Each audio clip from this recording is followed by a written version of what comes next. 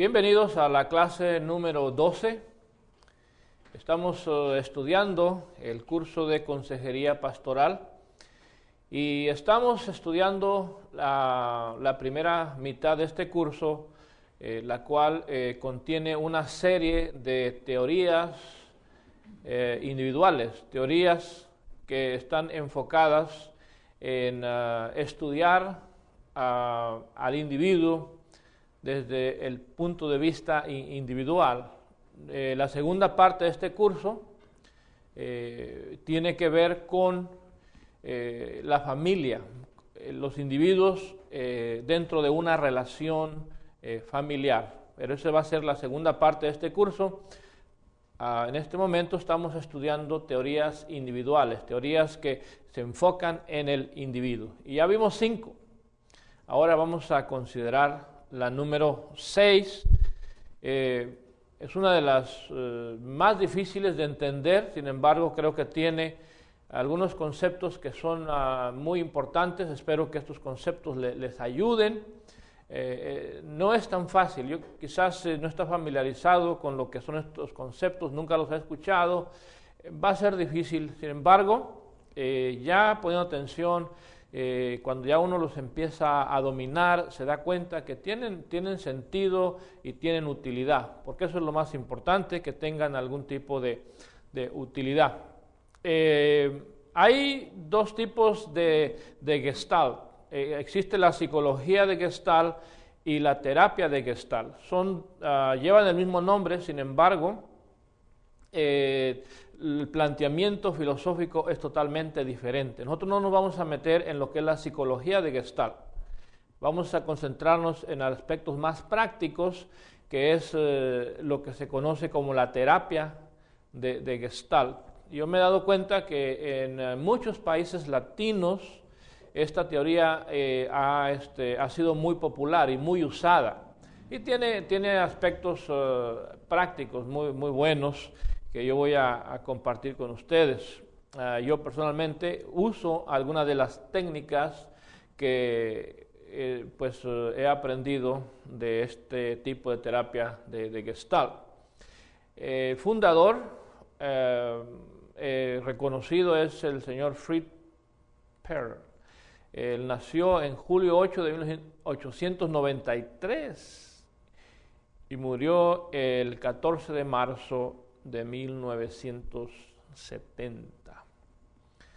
Y el enfoque de esta teoría, al igual que las otras que hemos visto, las últimas dos, que es la teoría existencial y la teoría centrada en la persona, al igual que estas dos, esta teoría tiene un enfoque fenomenológico.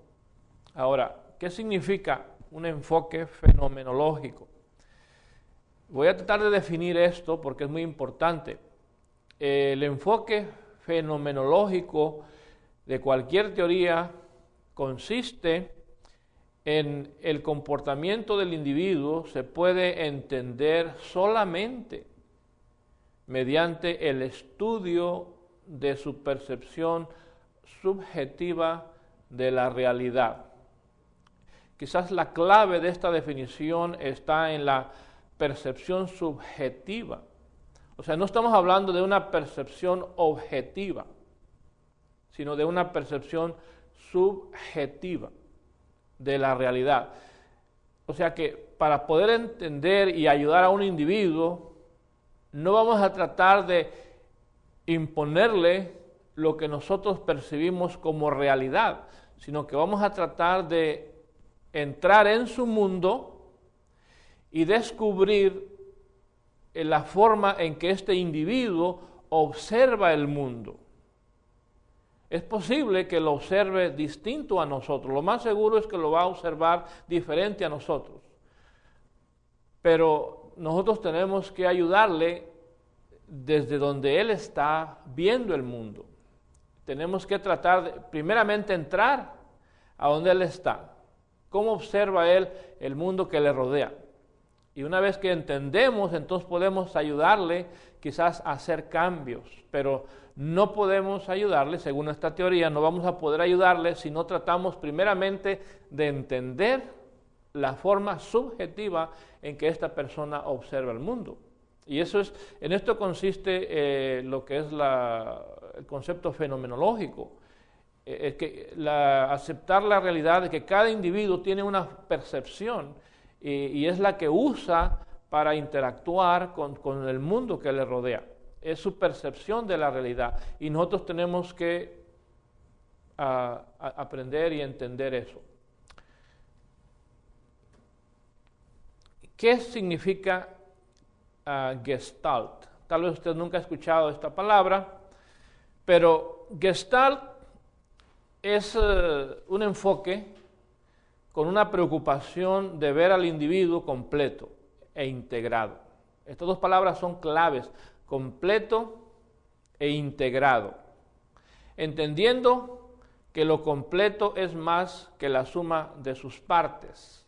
En otras palabras, como dice la Escritura, mejores son dos que uno. Cuando el individuo está integrado, entonces esa integración vale más que atributos o características separadas individuales. Cuando el individuo integra en su persona todo lo que debe de integrar, entonces esta persona es más valiosa, tiene más capacidad, podemos decir que es más madura, más completa. Por otro lado, puede haber individuos con habilidades superiores a otros, sin embargo, si no tienen una vida integrada, entonces no van a tener el mismo nivel de madurez y no van a alcanzar lo que en esta teoría se llama, no van a alcanzar la Gestalt. O sea, Gestalt es como una meta. Hay que alcanzar la Gestalt. Podríamos decir Gestalt igual a madurez y Gestalt es equivalente a estar integrado, a estar completo. Hay que alcanzar la Gestalt. Integrarse y expresarse equivale a alcanzar el Gestalt. Cuando la persona se integra, entonces bajo esta teoría podemos decir el individuo ha alcanzado el nivel de Gestalt. Por el contrario, las personas que no han llegado a ese nivel, tienen una vida desintegrada, desorganizada, entonces podemos llamar que no han alcanzado el Gestalt.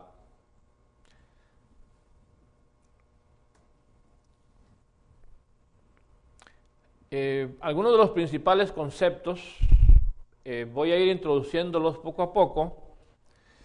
Primero, hay dos partes de lo que es la percepción. Recuerden que esta teoría es fenomenológica, o sea que está enfocada en la percepción del individuo.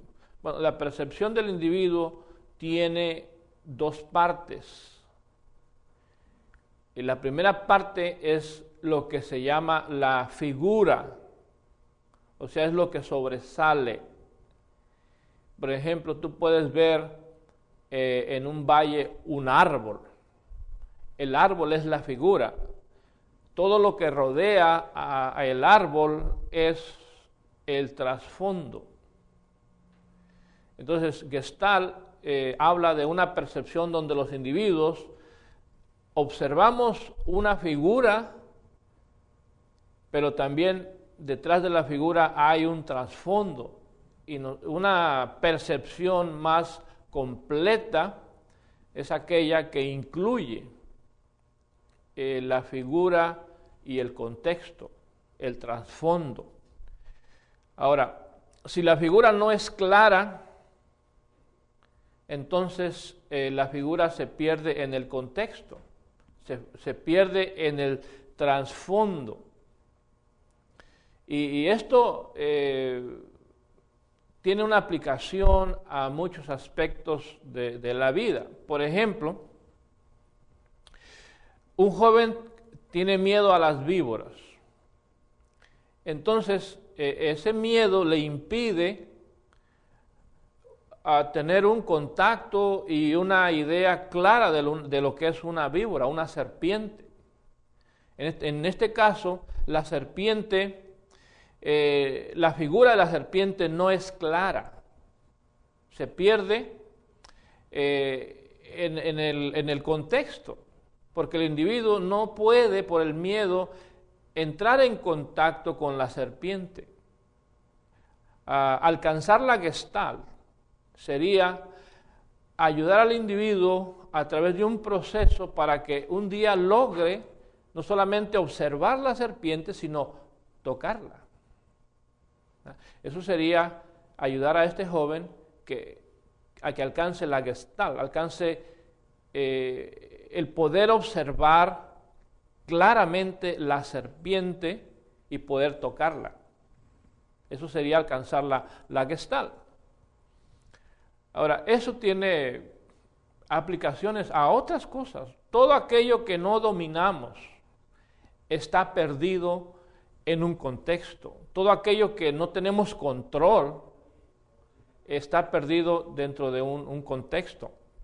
Entonces, necesitamos nosotros que la figura, poder entrar nosotros en contacto con la figura, que es la figura central, con aquel objeto que tal vez me causa miedo, tal vez me causa ansiedad.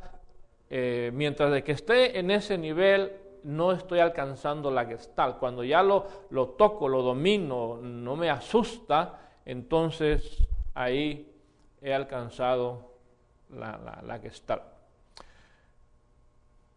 Si me lastiman, si alguien me lastima, pero yo soy incapaz de expresar mi dolor, entonces es lo mismo.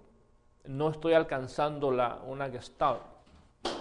O sea, si alguien me lastima, lo más natural y lógico y razonable es que yo sienta dolor y que yo exprese mi dolor. Pero si yo me callo, ya sea por miedo, y esto sucede mucho en relaciones matrimoniales. La mujer muchas veces es víctima del hombre y el hombre la abusa y la mujer no puede expresar que está adolorida, que se siente lastimada, no puede expresarse. Entonces, en este sentido, ella no ha alcanzado la Gestalt. Y el trabajo de un consejero sería moverla a que explote, a que haga evidente su dolor, y al hacerlo, ella está entrando en contacto con su dolor. Al expresar el dolor, entonces está en contacto, y está siendo más auténtica, está siendo más real, está aceptando una realidad que es ese dolor. Entonces, así es como trabaja este asunto de figuras y trasfondos. Cuando la figura no es clara, no estamos en contacto, pero cuando ya la figura es clara, entonces entramos en contacto, ya sea un animal, ya sea un individuo, ya sea un miedo, o ya sea una herida. Cuando la tocamos, entramos en contacto, y el contacto es curativo. Ahora, ¿por qué tenemos problemas para entrar en contacto? Vamos a hablar un poco más del contacto en esta clase, pero déjeme decirle primero que hay 3 tipos de interferencia para alcanzar una Gestalt.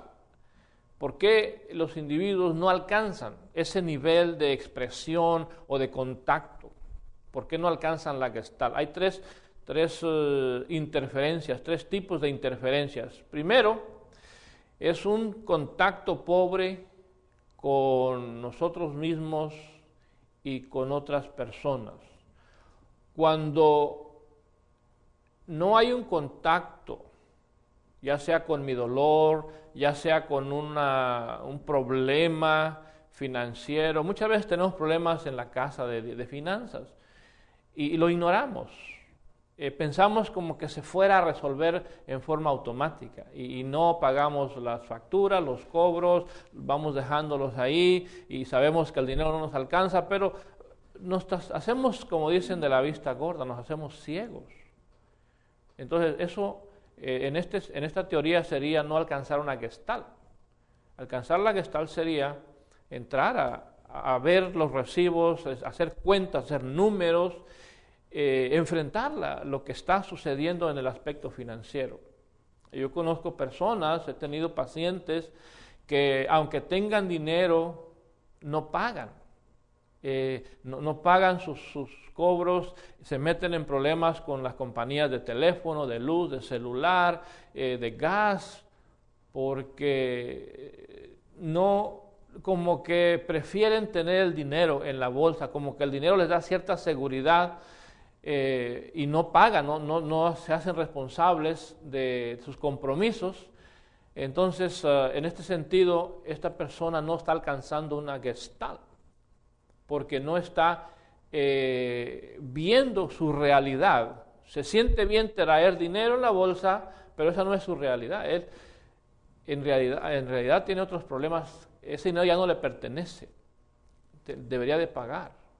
Sin embargo, no lo hace por miedo a la inseguridad de no traer dinero en la bolsa. Entonces, eso es no entrar en contacto. O sea, un tipo de negación. Tal vez Freud diría esto es una negación. Sucede cuando por ejemplo, hay personas que están en un matrimonio y su matrimonio ya no existe, ya es solamente un papel el que los une, una casa o los hijos. Pero la persona no acepta la realidad, todavía está aferrada a una situación que ya no existe, ya no hay matrimonio. A mí me han dicho, es que yo quiero salvar mi matrimonio, pero ¿cuál matrimonio? Tú no tienes matrimonio. Entonces, cuando la persona no quiere enfrentar su realidad, enfrentar lo que está ahí, entonces está viviendo en un nivel bajo y no está alcanzando la gestalt. La gestalt sería, está bien, ya no tengo matrimonio, ¿qué voy a hacer hoy? ¿Cómo voy a enfrentar esta situación? Eso sería entrar en contacto con esa situación problemática. Hay muchas situaciones donde nosotros nos tratamos de ignorar, y al ignorar no estamos entrando en contacto, y al no entrar en contacto no estamos alcanzando la gestalt. Ese es un tipo de interferencia, cuando no hay contacto. El otro tipo de interferencia es cuando hay un bloqueo de la expresión de nuestras necesidades. Y yo tengo necesidades, pero expresarlas muchas veces me pone en riesgo. Entonces mejor no las expreso, mejor las callo. Y al callarlas no estoy alcanzando el nivel de integridad que debo tener, no estoy alcanzando la gestalt. Entonces me callo, o el individuo se calla, la esposa se calla, el hijo se calla, el esposo se calla, y no expresan sus necesidades. Y al callarse, pues viven en un nivel más bajo. Podrían mejorar, pero el miedo muchas veces los detiene para expresar lo que quieren lograr, lo que necesitan. Y esa es otra interferencia, otro tipo de interferencia. Y la última es la represión de emociones. Los varones padecemos de este síndrome. A veces no somos cariñosos con las esposas y no es que no las queramos. En el corazón tenemos amor para ellas, sin embargo, nos aguantamos las ganas de decirle te quiero, estoy enamorado o lo que usted quiera decirle, no se lo dice.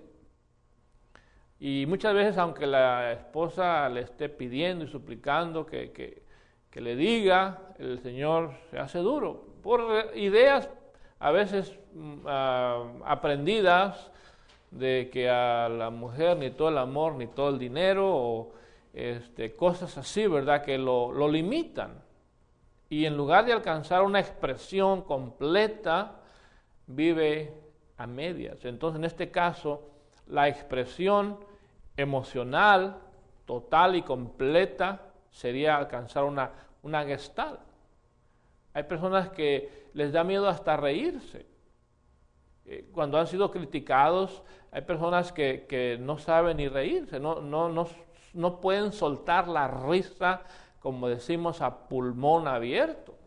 Siempre hay cierto miedo a qué van a decir, van a pensar que estoy loco, entonces mejor me aguanto y me río así como a medias. Eso no es una expresión completa, eso no sería vivir a un nivel de Gestalt. El Gestalt sería, suéltale el pulmón. Eso sería una expresión. Lo mismo cuando queremos hacer un regalo, podemos hacer algo mucho mejor, más excelente, pero nos limitamos, somos tacaños. Y entonces no alcanzamos la Gestalt en la expresión de un aprecio a una persona. Le damos cosas de segunda o cosas que encontramos por ahí medias dañaditas, que están baratas, y eso es lo que andamos regalando. Y no expresamos totalmente, entonces eso es vivir en un estado mediocre y no vivir en lo que en esta teoría se llama Gestalt. Bueno, espero que esto les esté interesando, porque a mí yo le tenía un poco respeto a esta teoría porque batallé mucho para entenderla, pero después que ya empecé a comprender estos conceptos me ha fascinado y pues he usado en el pasado ciertos conceptos, pero no tenía una comprensión completa y he estado metido ahí en los libros leyendo porque quiero presentar algo que sea realmente de interés y de utilidad para ustedes. Bueno, contacto. Otro de los principios, quizás ustedes ya han oído en estos minutos de clase, han escuchado la palabra contacto, contacto, contacto. Entonces, dentro de la teoría de Gestalt, el contacto es la sangre que le da vida al crecimiento. El contacto es lo que le da la vida al crecimiento. El individuo va a crecer únicamente estando en contacto consigo mismo, con todas sus vivencias, todo lo que internamente tiene, pero también en contacto con su medio ambiente. Ahora, esto significa estar en contacto, pero a la vez mantener la identidad. Esto lo hemos visto en varias teorías y lo vamos a ver más adelante una vez más. Esto es importante, porque muchas veces cuando entramos en contacto con otras personas perdemos la identidad. Por ejemplo, un cristiano que tiene sus valores o debe tener sus valores, va a una compañía donde hay muchas personas que no tienen los mismos valores cristianos, entonces su cristianismo se diluye, se aparece y él se acomoda a las circunstancias y no vive en base a lo que él es. En otras palabras, perdió su identidad. Entonces, según esta teoría de Gestalt, el individuo necesita estar en contacto sin perder la identidad, estar en contacto con compañeros, con trabajadores, con amigos, con vecinos, con familiares. Hay que estar en contacto, sin embargo, dentro de esos contactos tenemos que seguir manteniendo nuestra identidad. Cuando la perdemos, entonces bajamos a un nivel más reducido y no vivimos a lo que, según esta teoría enseña, no vivimos en una Gestalt. La Gestalt sería, yo soy cristiano, voy a ir a trabajar, ahí todos son mundanos, pero yo voy a seguir manteniendo mis principios cristianos. Eso es vivir a ese nivel de Gestalt.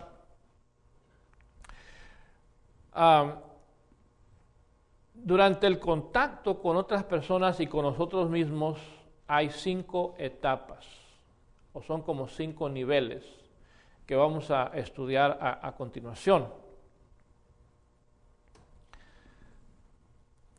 las 5 etapas del contacto son como si fueran las 5 cáscaras de una fruta. Las vamos a tener que ir quitando de una a una y vamos a ir entrando en algo más profundo.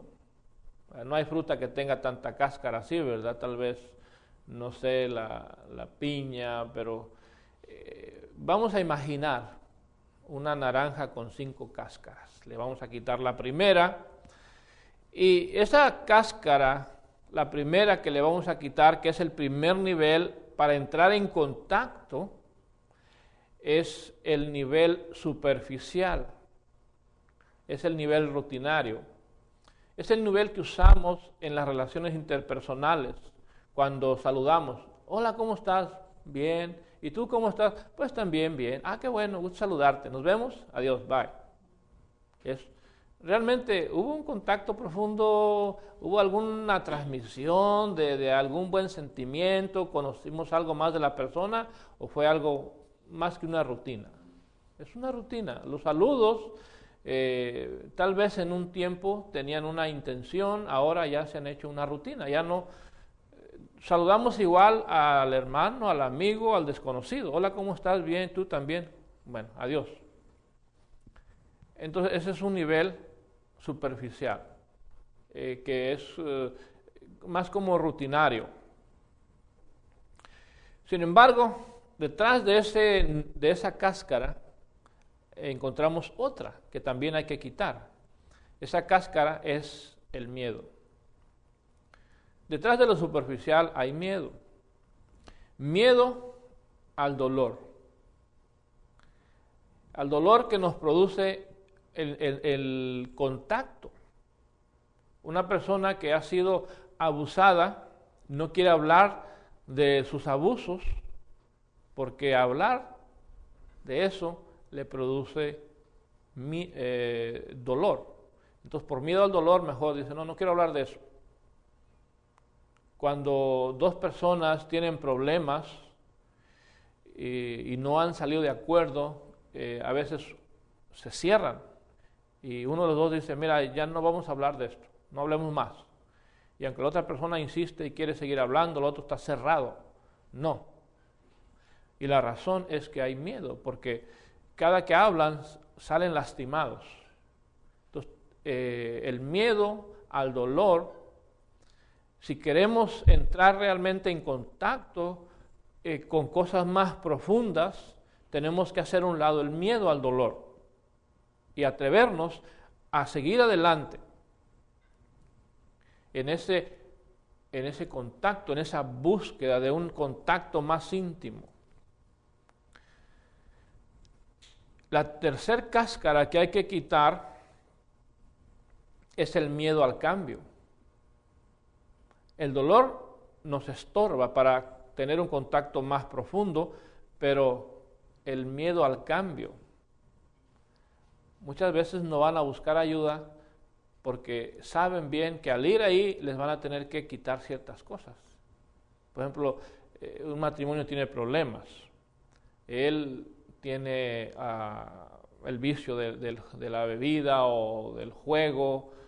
Entonces, si va a buscar ayuda, él sabe bien que le van a decir que eso le está haciendo daño al matrimonio, que lo debe abandonar. Entonces la persona mejor se estanca y queda estancado. ¿Por qué? Por miedo al cambio, porque no tiene miedo a cambiar, no sabe si va a poder, no sabe qué tan difícil va a ser, y no sabe qué va a pasar si hay un cambio. Entonces mejor se estanca y se atora en un problema.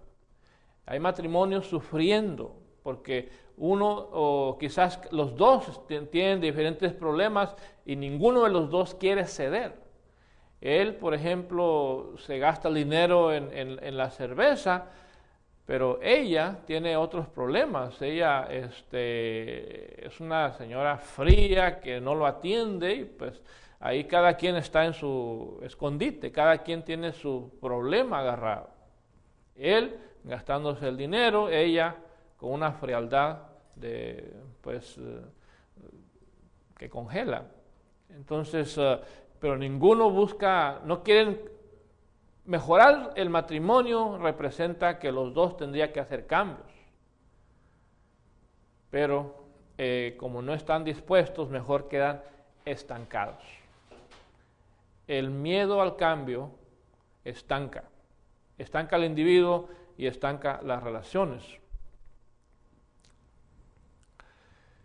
Esa es la tercera cáscara. La cuarta cáscara es lo que se llama implosiones. No son explosiones, son implosiones, o sea, son hacia adentro, explosiones, pero hacia adentro. Este nivel es cuando la persona ya logra entrar en contacto con algunos aspectos de su relación o de su persona, pero no hace nada al respecto. O sea, va a un consejero y ya habla de su dolor y le cuenta todo el sufrimiento que está teniendo con aquel hombre malo, ingrato, que la abusa, no le da dinero, y está y llora y está en contacto. Sin embargo, ahí sigue. Hay una figura en la Biblia que me hace recordar a una persona en este nivel, y ese se llama Lot. Dice que estaba viviendo ahí en esas ciudades de Sodoma y Gomorra y se sentía abrumado, dice, abrumado por la terrible conducta de aquellos hombres perversos de Sodoma y Gomorra. Sin embargo, al siguiente día, ahí estaba a la puerta haciendo negocios con ellos. ¿Ya? Vivía abrumado, sin embargo, seguía con ellos. Él ya sabía que estaba viviendo una situación de la cual debería escapar, sin embargo, por conveniencia o por otras razones, él seguía ahí. Muchas personas están en esas circunstancias, viven en este estado de implosión, se dan cuenta dónde están. Es más, hasta se sienten mal consigo mismos, su conciencia se lastima saber dónde están, sin embargo, siguen ahí. No dan ese paso de cambio, no salen de donde están. Esa es la cuarta cascarita que hay que quitarle a la naranja. Y luego finalmente llegamos a la última. Quitas la última cáscara y ahí te vas a encontrar con lo que es lo auténtico. Esa última cáscara son lo que se llama la explosión. La explosión es el momento de ser auténtico. La explosión es el momento cuando haces lo que deberías hacer. Es cuando la persona abusada le pone en su lugar al abusador, cuando escapa, cuando se libera. Ese es el momento de la explosión. Es cuando la persona que tiene problemas financieros y que los ha ido ahí ignorando, es cuando se sienta y se pone a hacer números y entonces si se da cuenta de cómo andan sus finanzas. Es cuando la pareja que ya tiene años con problemas se atreven, van con un consejero a buscar ayuda. Ese es el momento de la explosión, porque finalmente hacen lo que deben hacer. Y si no pasan por esa etapa de la explosión, de enfrentar su realidad, entonces no van a poder hacer cambios. Cuando llegas a ese nivel, ahí has encontrado o has alcanzado el nivel más auténtico. Ahí es donde te quitas la máscara, ahí ya se acabaron las pretensiones, ahí no se trata de aparentar, de fingir, de pretender ser alguien, ahí ya es quién eres. Y cuando realmente sale a la luz lo que eres, entonces estás siendo auténtico. Una persona que pretende tener una familia, un matrimonio, pero que en realidad no tiene nada, no vive auténticamente, vive en el engaño. Cuando finalmente dice, ¿sabes qué? Esto no sirve, esto no es. Ya no estoy conforme con esto, tengo que sacudirme, esto es un engaño, vivo una mentira. Cuando la persona se sacude eso, entonces vive en una manera auténtica, es un momento de explosión, es un momento de cambio.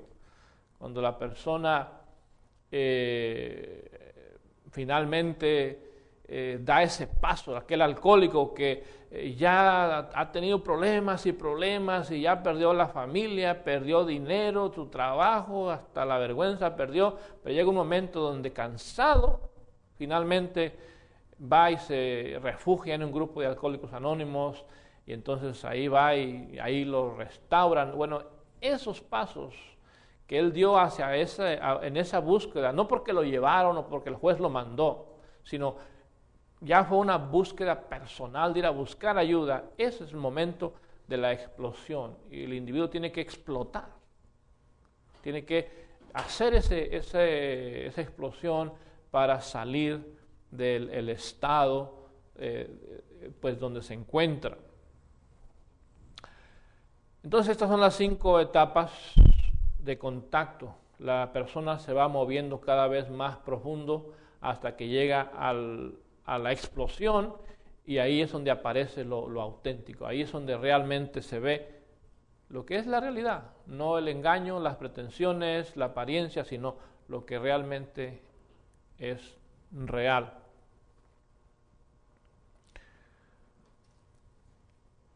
Los límites personales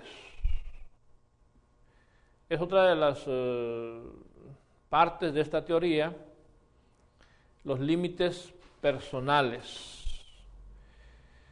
Y se nos presentan 4 límites, los cuales también no nos permiten expresarnos.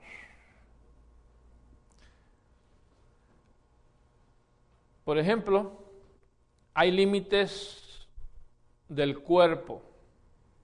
Los límites del cuerpo es cuando el individuo no está en contacto con su cuerpo, con la totalidad de su cuerpo.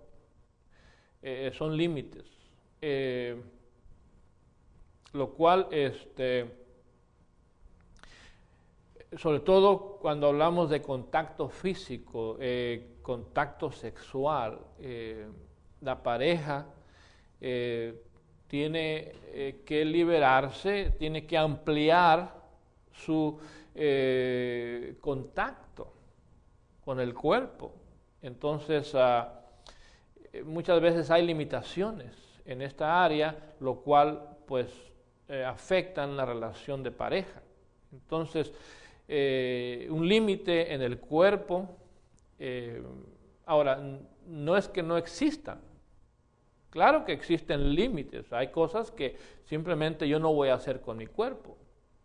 El problema es cuando esos límites son demasiado rígidos o son demasiado cerrados o son diferentes a la otra persona, entonces es cuando hay problemas. Yo creo que al final debe haber un límite. Yo no voy a permitir que hagan con mi cuerpo lo que quieran, ni yo voy a hacer con el cuerpo de otra persona lo que yo quiera. Vamos a tener ciertos límites. El problema se presenta cuando esos límites están demasiado estrechos, demasiado reducidos. Y aquí no hay un parámetro, porque ni aún la Biblia es clara en cuanto al cuerpo. La Biblia dice que mi cuerpo le pertenece a mi esposa y el cuerpo de mi esposa me pertenece a mí, pero no detalla qué se puede hacer y no se puede hacer. Eso ya es cuestión de cada uno. El problema es que si los límites están demasiado reducidos, entonces vamos a tener conflictos. Pero yo creo que ampliar los límites es un proceso. Es un proceso donde los límites se van ampliando, pero en ese proceso va a haber problemas. Y muchas parejas van a buscar ayuda porque tienen problemas de límites con su cuerpo. Y entonces usted va a tener que ayudarles para explicarles cómo es que la ampliación de límites puede traer más libertad y un mejor sentimiento. pero claro, siempre manteniendo al final, como quiera, algún tipo de límites. También los límites de los valores. Nosotros tenemos nuestros valores y muchas veces esos valores van a ser desafiados. Valores que nosotros mantenemos, que hemos recogido a través de nuestras experiencias y se han formado en nosotros, y son los que nos dan cierta estructura. Los usamos como base para funcionar. Sin embargo, algunas veces nuestros propios valores van a ser desafiados. Por ejemplo, si yo soy una persona que he luchado en contra del divorcio y de repente un día me veo enfrentado con que mi esposa ya no me quiere y se quiere divorciar de mí, o tengo una hija que se está divorciando, o sea, entonces, ¿qué pasa con mis valores? Yo no creo en el divorcio, sin embargo, mi esposa me quiere divorciar, o mi hijo se acaba de divorciar o está divorciándose, entonces mis valores los límites de mis valores van a ser desafiados. Yo conozco casos así. Dentro de las iglesias existen ciertas ideas, algunas muy tradicionales en cuanto al divorcio y las nuevas nupcias. Personas que defendían que una persona una vez casada no se puede volver a casar, o sea, el único matrimonio que vale es el primero, y si te divorcias, de ahí en adelante toda relación nueva es adulterio. Bueno, esos eran sus valores, pero los pudieron mantener hasta que no se les divorció una hija o un hijo, y entonces ahí tuvieron que hacer ajustes a sus valores.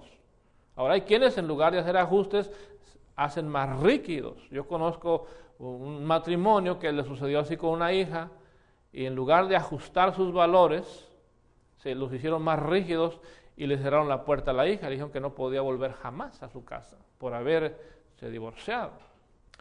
Bueno, los valores van a ser desafiados, y muchos de los problemas que vamos a tener tienen que ver con eso. Entonces, yo creo que los límites, si bien tienen que ser firmes, tienen que tener cierta flexibilidad. Los límites de lo familiar también son límites que muchas veces tenemos que explorar, porque nosotros a veces nos acostumbramos a rutinas, a hacer lo mismo. Y me levanto en la mañana, me voy al trabajo, me llevo mi lonche, me lo como, regreso a la casa, veo la tele y a dormir. Y así el siguiente día, siguiente semana, y pasan los meses, los años, una rutina, siempre lo mismo. Y allá, cuando estábamos recién casados, teníamos un buen matrimonio. Ahora, después de 20 años, ya no sé si tengo o no tengo matrimonio, pero yo sigo la misma rutina, ignorando muchos de los problemas que me están pasando, pero yo sigo ahí avanzando, la misma rutina. Entonces, y no exploro. ¿Por qué? Porque lo rutinario a veces me hace olvidar otras cosas. Cuando simplemente vivo una rutina, no volteo la vista para los lados, no volteo a ninguna parte, porque prefiero que la rutina me vaya guiando.